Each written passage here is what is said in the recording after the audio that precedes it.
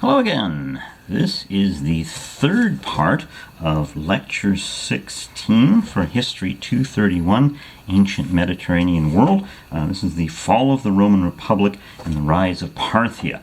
And we left off last time at an exciting cliffhanger moment because old Julius Caesar, who apparently had not taken my class, made a terrible, horrible, awful mistake you must never, ever, ever make if you want to run the Roman Republic, which is to say, he gets himself killed. He's assassinated and he's stabbed to death in Rome, and that is the end of him. He's out of the picture. Well, almost out of the picture. He was a clever guy, but he's dead. So Caesar's dead. Now what?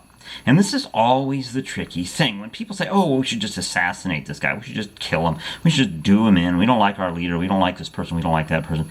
Always remember, killing someone does not solve your problems. Killing someone doesn't fix things. Killing someone changes things. Oftentimes, it changes things in radically unexpected ways. So now here's the question. What now? The conspirators who had killed Caesar, who had killed Julius Caesar, they said, well, the only reason we did it was to get rid of a tyrant. He was trying to seize power illegally. That's the thing the Romans get crazy about, so that's why we did it here. And that was because we wanted to restore the old republic. Right. The reality is they were grabbing power like everybody else. The republic is in very bad shape at this point. It barely functions at all. And I'm sorry, it's probably past the point where it can be fixed. All right. So these guys have got a real problem. Now here's the thing. All right. They expected the average people in Rome, the plebeians and all these people in Rome, to say, hey, great, you got rid of the tyrant. Hooray for you. We'll give you a nice parade. That's what they thought would happen. It didn't happen. Remember, the people of Rome are worn out by this time. They're tired of all this fighting. They just want it over. All right, they just want it over. And so there's no mass uprising to back them, and they had murdered a man. All right, they had committed this terrible, terrible crime here. All right. Now there is the other consul at this time. Caesar had been one of the consuls. The other consul was a guy named Mark Antony. Mark Antony, as you can see from the PDF, gets a star. Okay, he gets a star. So who is this guy? Well, he's the guy who's kind of left there holding the bag. He's going to have to make this all work. He's the guy in charge now here. All right. And so he says, okay, fine. Caesar took too much power. Okay, we'll acknowledge that. We'll abolish the dictatorship Caesar had and all this other stuff, but we're also going to keep all his reforms because you know what? We needed the reforms, right? We needed the reforms. We're going to keep Caesar's reforms, all right? We're going to keep Caesar's reforms, and we're not going to prosecute people for this. He's trying to calm everything down, trying to get things under control here. Not trying to get things under control. But Caesar reaches out from the grave. He reaches out from the grave and gets his revenge. Well, sort of. Here's what happens. His will. He was a rich guy by this time. He had lots of money, and he has his will read. Now, of course, every one of us has a fantasy, I'm sure you do, of, gee, my distant uncle who I never knew kicks the bucket, and he's really rich, and one day they show up and hand me a lot of cash. We've all had that fantasy. It's a wonderful fantasy. It almost never actually happens. But here's what does happen. Caesar's will is read, and one of the parts of his will is he left money to the Roman people. All right? So imagine you're sitting at home in Rome, and you're sitting there. There's a knock on the door. Knock, knock, knock. Knock on the door. You open the door, and there's a guy standing there, and he gives you a little bag of money. And he says, this is your part of Caesar's inheritance. Now, who among us wouldn't turn down someone just handing us a little bag of money? I know I'd love to have that happen. So here you are, here's a little money, Caesar's inheritance. And you take the money, you're like, wow, that's really great. What a nice guy, what a wonderful guy. Left me this money. I don't even know who I am. I don't know who he is, but he left me some money. Who was Caesar? Whatever happened to him anyway? Oh, that's right. Those bleepity bleep bleeps murdered him. So what do you think's going to happen to guys like Brutus, Cassius, these guys, or Crassus? What do you think is going to happen to these guys, Cassius? All right? What do you think is going to happen to these guys when people realize they did this guy in, and this guy's suddenly really popular? So he actually did reach out from the grave in a way and get his assassins. And pretty soon, Brutus and his friends have got to leave town or they'll be killed. So they have to skedaddle out of there. They take off. Now what this means is power is now resting in the hands of Mark Antony, a fellow named Lepidus, okay, who was an official in Caesar's administration, and a third guy here. A third guy now suddenly shows up, and he's a young man named Octavian. He, you'll notice, has 2 stars. He's going to be one of the biggest deals in human history, but not yet, all right? But he shows up and he says, listen, he's my uncle. Caesar was my uncle, all right? He was his uncle by adoption, but he's my uncle, and I want to play too. Now, our friend Antony and our friend Lepidus are like, well, okay, I guess, because this guy has some power, he has some wealth and this sort of thing. And so now Octavian comes into the picture here, And here's what starts to happen.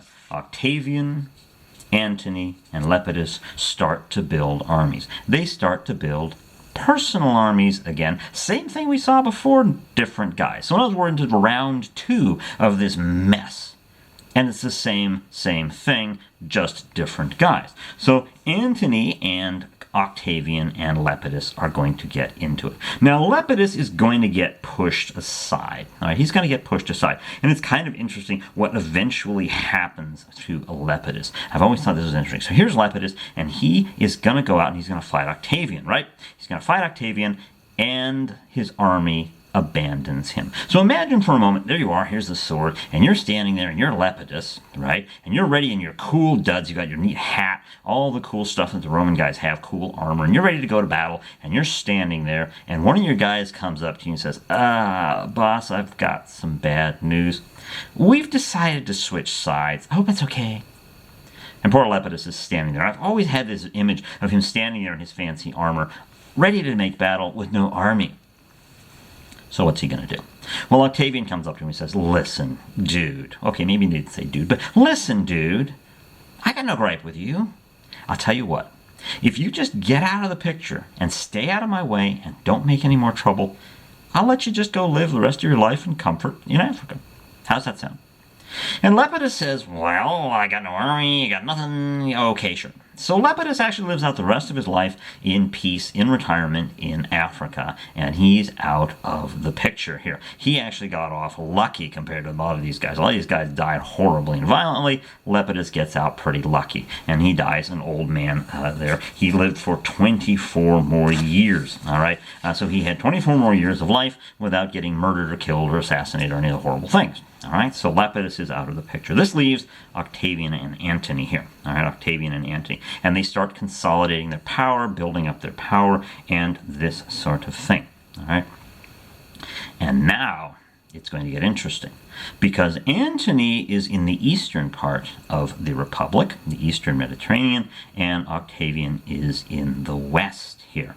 And one of the things Antony does is he's trying to get things together, is he's trying to consolidate the east. And that means he's got to deal with the Parthians. And unfortunately, he loses a big battle. He loses 22,000 guys. He gets out with his life, but he loses 22,000 guys against the Parthians. His position starts getting more and more tenuous.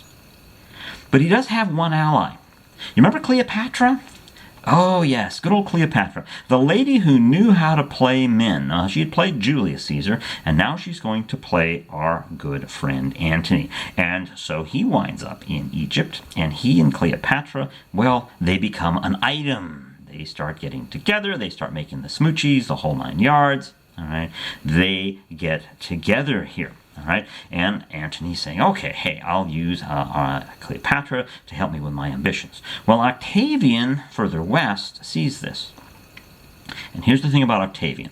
Octavian was one of the most brilliant political minds who had ever lived. Now, there are some people who are really, really, really good at politics.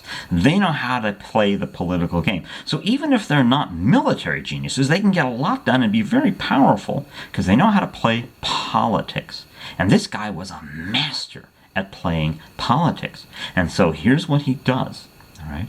He takes a look at this and he says, oh my goodness, Antony is in Egypt with that Cleopatra woman. And he starts pushing the propaganda side of all of this. He starts pushing the propaganda side, and he's like, oh my gosh, I wonder what they're doing. Wink, wink, nudge, nudge, wink, wink.